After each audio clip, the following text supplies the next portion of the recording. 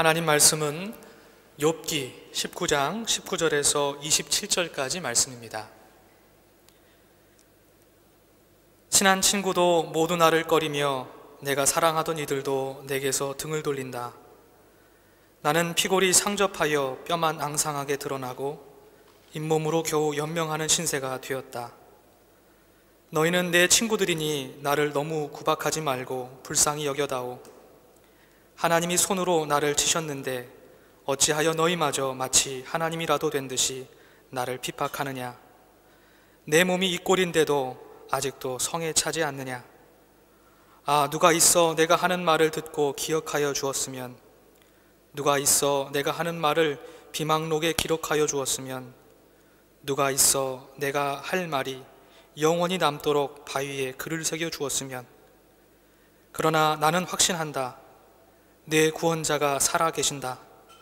나를 돌보시는 그가 땅 위에 우뚝 서실 날이 반드시 오고야 말 것이다. 내 살갗이 다 썩은 다음에라도, 내 육체가 다 썩은 다음에라도 나는 하나님을 배울 것이다. 내가 그를 직접 뵙겠다. 이 눈으로 직접 뵐 때에 하나님이 낯설지 않을 것이다. 내 간장이 다 녹는구나. 아멘. 하나님의 말씀입니다. 우리는 때때로 이해할 수 없는 고통의 사슬에 묶이게 됩니다. 갑작스런 가족의 죽음, 건강의 이상, 경제적인 어려움, 관계의 깨어짐 등 우리는 그 깊이를 가늠할 수 없는 고통의 바다에 내던져지곤 하지요. 파도가 바다의 일부이듯 우리의 삶의 바다에는 늘 끊임없는 고통의 파도가 차오릅니다. 때로는 견딜 만한 파도가 우리에게 닥쳐오기도 하지만 때때로 우리가 좀처럼 견디어낼 수 없는 집채만한 파도가 우리를 집어삼킬 듯 하기도 합니다. 우리는 이러한 삶의 고통의 문제에 직면했을 때 하나님을 바라보는 신앙 안에서 이 고난을 이해하고 해석하고 극복해 가기를 기대하게 됩니다. 마치 오늘 본문 속의 욥처럼 말이죠. 그런데 그 고난을 이해하고 해석하는 데는 어려움이 따릅니다. 왜냐하면 하나님의 능력과 하나님의 사랑이 우리의 처절한 고통의 한복판 안에서는 그 조화와 균형을 잃어버리게 되기 때문입니다. 우리의 머릿속에는 다음의 세 문장이 서로 충돌하며 모순을 일으킵니다. 흔히 트릴레마라고 표현되는 다음의 세 문장은 하나님은 과연 정의로운가, 즉 신종론의 물음의 바탕이 되기도 합니다. 첫째, 하나님은 존재하며 전지전능하시다. 둘째, 하나님은 존재하며 완전히 선하시다. 셋째, 이 세상 가운데 악과 고난은 존재하며 우리는 이것을 경험하고 있다라는 사실입니다. 우리는 이렇게 이 세 명제가 어떻게 모순과 충돌을 일으키지 않을 수 있을까 하고 묻게 됩니다. 왜냐하면 우리는 하나님의 전능하심과 하나님의 사랑을 모두 포기할 수 없기 때문입니다.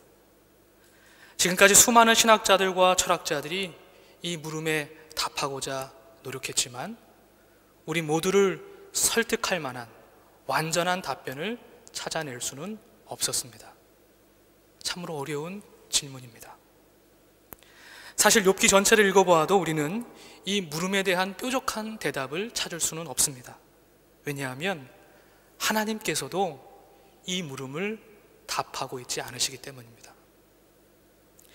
욥기 38장에서부터 41장까지 사탄과의 내기라고 하는 틀에서 빠져나오셔서 다시금 욥 앞에 서셔서 말씀하시는 하나님께서도 욥이 왜 고통을 당하는지 그 고통의 원인에 대해서는 침묵하고 계십니다. 오히려 하나님은 욥에게 세상 만물의 섭리와 질서에 관한 수많은 질문을 쏟아 놓으십니다. 욥이 감히 대답할 수 없는 그 숱한 질문들은 인간의 논리와 사변으로 다 담을 수 없는 하나님의 우위성과 절대성을 가르쳐 주고 있습니다.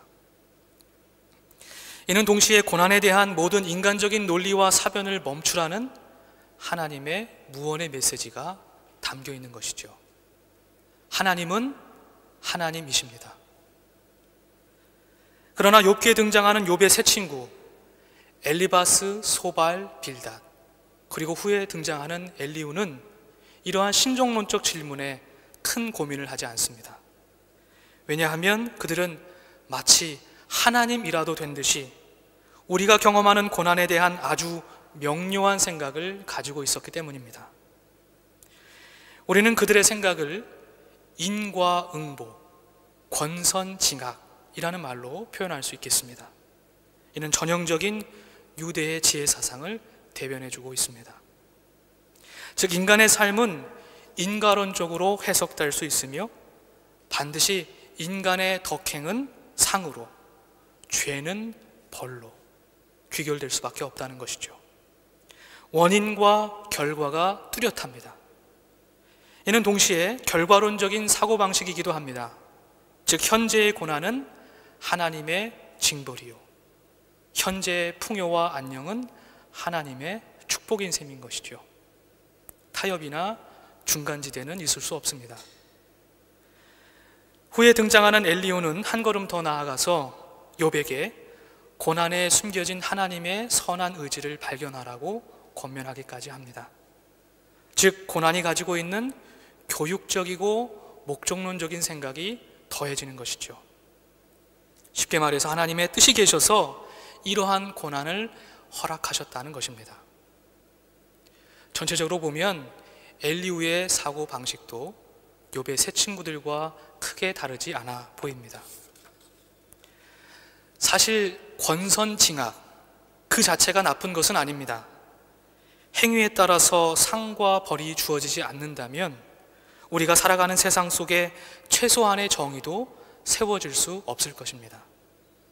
그러나 이러한 선과 악에 관한 인간의 생각이 절대화될 때, 하나님의 판단에 대한 인간의 생각이 절대화될 때 어떤 일이 벌어질까요? 우리는 하나님의 자리에 앉게 되고 거룩한 심판자가 되고 맙니다.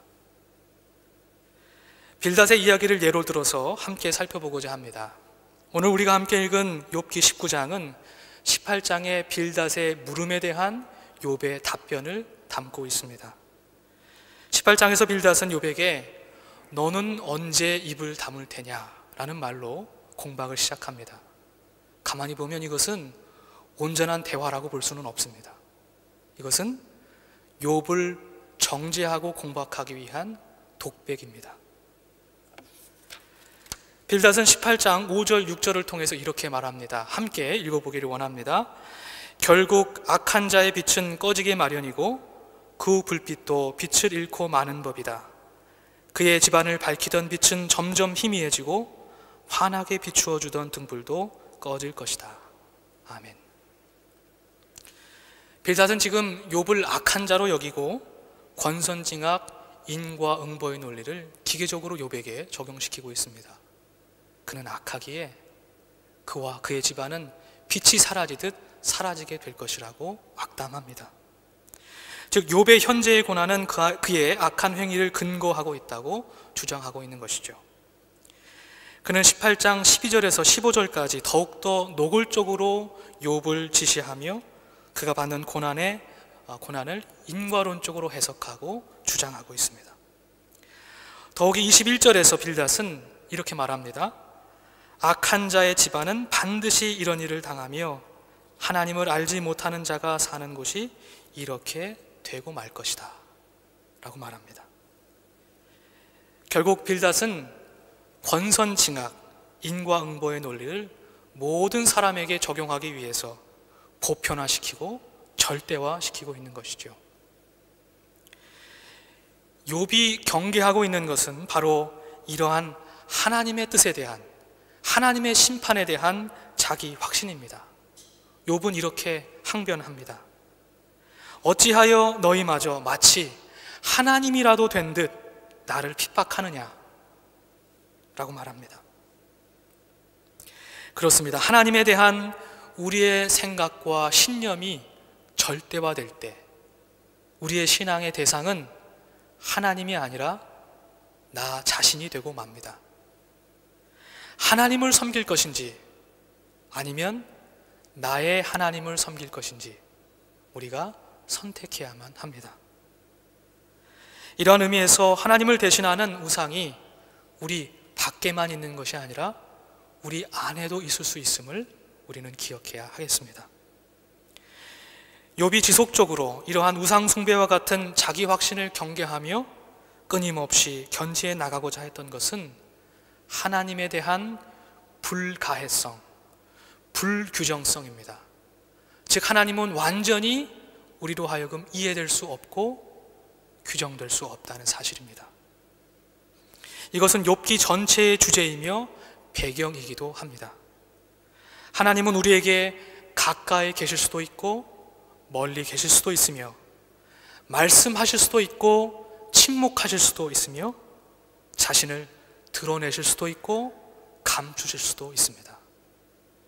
이것은 하나님의 절대적인 자유를 드러내 줍니다. 마치 아브라함이 모리아 산을 오를 때의 상황처럼 욥은 하나님의 뜻이 어디에 있는지 확신할 수 없었습니다. 그러나 그는 자신의 이해의 범위, 보편적인 논리와 상식, 윤리와 규범을 초월한 하나님의 불가해성, 불규정성을 있는 그대로 받아들입니다. 그 받아들임의 용기가 믿음이라고 욥기는 우리에게 가르쳐주고 있습니다.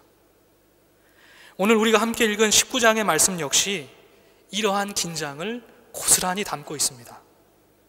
19장 전반부에는 고통에 대한 욥의 절규가 나옵니다. 하나님은 도저히 이해할 수 없는 분입니다. 그러나 후반부에는 하나님에 대한 소망이 그려지고 있습니다. 그럼에도 불구하고 하나님을 바라보고 있는 것이죠. 먼저 1절부터 24절까지 욥은 이 모든 고난의 원인을 하나님께로 돌리고 있습니다. 이는 고난이 자신의 죄악된 행위에 근거한 것이 아니라 하나님께로 근거한 것임을 분명히 하고 있습니다. 욥은 하나님께 버림받고 고통받고 박해받고 있다고 좌절하고 있습니다. 그의 고통은 가히 죽음을 앞둔 사람처럼 보입니다. 오늘 본문 20절의 말씀은 이를 잘 나타내주고 있습니다. 더욱이 그를 둘러싼 가족, 친척, 나그네, 여종, 친형제들 그리고 아내조차도 욥을 업수히 여깁니다. 우리나라 말 중에 업수히 여기다라는 말이 있죠. 그 말은 있는데도 불구하고 없는 사람처럼 여기는 것입니다. 없이 여기는 것입니다. 모든 관계로부터 완전히 소외된 그는 자신 스스로를 낯선 사람이라고 말합니다. 그야말로 사면초가입니다. 낯선 사람이 되었다는 욥의 고백은 오늘날 우리가 경험하고 있는 외로움과 절망과 소외의 깊이를 드러내줍니다. 동시에 우리로 하여금 우리 주변에 여전히 마치 투명인간 취급을 당하는 사회와 공동체로부터 완전히 격리된 사람들을 연상케 합니다. 그들을 기억하게 합니다. 저는 낯선 사람이 되어버린 욥을 묵상하면서 십자가 앞에서 십자가 위에서 절규하셨던 예수님의 음성을 떠올리게 되었습니다. 나의 하나님, 나의 하나님, 어찌하여 나를 버리셨습니까? 어찌하여 나를 버리셨습니까? 이 예수님의 절규는 우리가 구주로 고백하는 예수님께서도 이 세상으로부터 더욱이 하나님으로부터 버림받았다는 낯선 사람으로서의 자의식을 가지고 계셨다는 사실입니다. 그러나 아이러니하게도 바로 이 순간 낯선 사람이 된 욥과 낯선 사람이 된 예수님은 오직 하나님을 향하여 두 손을 모을 수 있었습니다. 그렇습니다. 낯선 사람이 되는 순간 우리는 오직 하나님을 바라볼 수 있는 자유와 힘을 얻습니다. 다른 곳을 바라볼 필요도 없고 바라볼 수도 없습니다.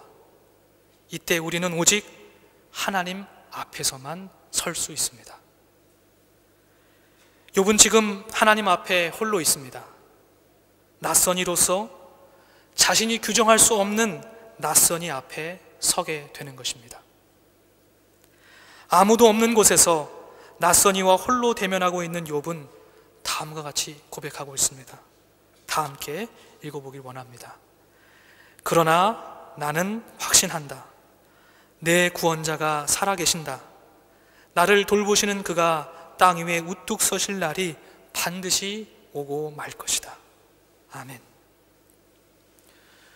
욥은 자신이 직면한 고난과 자신이 신뢰하는 하나님 사이에서 모순을 경험하면서도 하나님의 뜻을 다 알았다고 하는 자기 확신과 하나님의 뜻을 도저히 알 수 없다는 회의주의 사이에 빠지지 않고 있습니다. 그는 이미 알았다고 하는 교만과 알 수 없다고 하는 불가지론 사이에 경계에 서 있습니다. 그리고 이렇게 고백하는 것이죠. 내가 그를 직접 뵙겠다.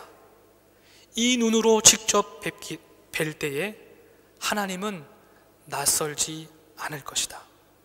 이렇게 고백하는 것입니다.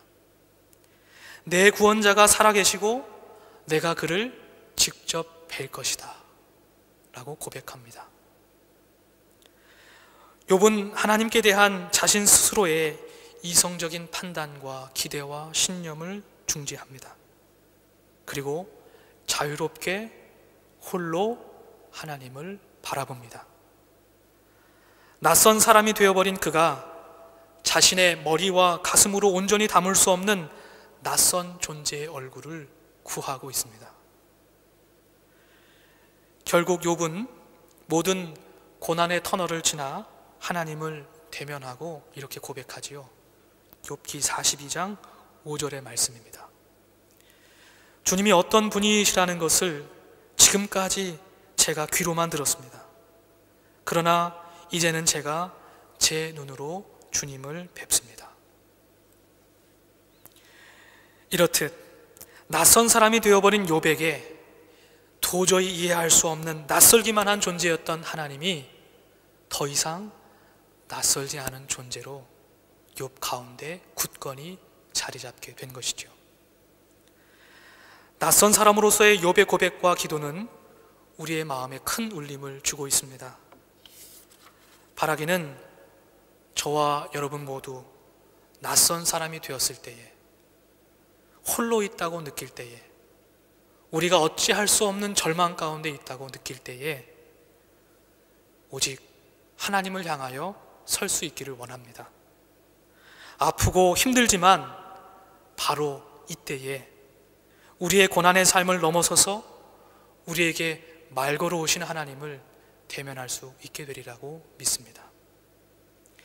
야곱이 야복강가에서 낯선 존재와 씨름하며 자신의 삶의 고난의 문제를 하나님께 메어 달리며 기도했던 것처럼 우리도 우리가 이해할 수 없는 고난의 문제를 하나님과 씨름하며 하나님께로부터 우리를 향한 당신의 뜻이 무엇이냐고 묻고 기도할 수 있기를 원합니다. 이러한 몸부림을 통해 우리의 이성과 논리로 헤아릴 수 없는 낯선 존재였던 하나님께서 우리에게 더 이상 낯설지 않은 존재로 우리의 삶과 우리의 마음의 자리에 굳건히 자리하게 되실 줄로 믿습니다. 사랑하는 성도 여러분, 우리는 길고 긴 코로나의 시간을 살아가고 있습니다. 안타깝게도 이 낯선 시간이 수많은 낯선 사람들을 만들어내고 있습니다.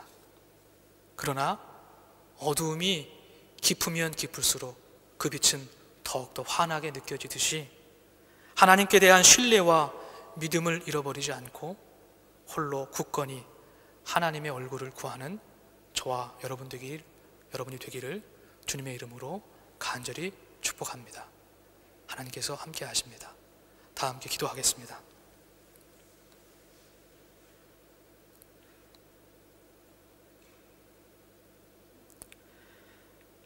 하나님, 절망과 소망 사이에서, 불안과 확신 사이에서 주님을 바라봅니다. 주님, 우리가 고난받을 때에 어디에 계십니까? 라고 부르짖는 우리의 음성과 기도를 들어 주옵소서. 오늘 욥과 같이 낯선 사람이 되었을 때에 우리도 우리의 눈을 들어 하나님을 바라볼 수 있도록 인도하여 주옵소서. 우리에게 당신의 얼굴을 비추어 주셔서 이 어둡고 깊은 고난의 바다를 이겨내 나갈 수 있도록 인도하여 주옵소서. 당신께서만이 우리를 구원하여 주실 수 있음을 믿습니다. 당신만이 우리의 구원자임을 고백합니다. 예수 그리스도 이름으로 기도합니다. 아멘.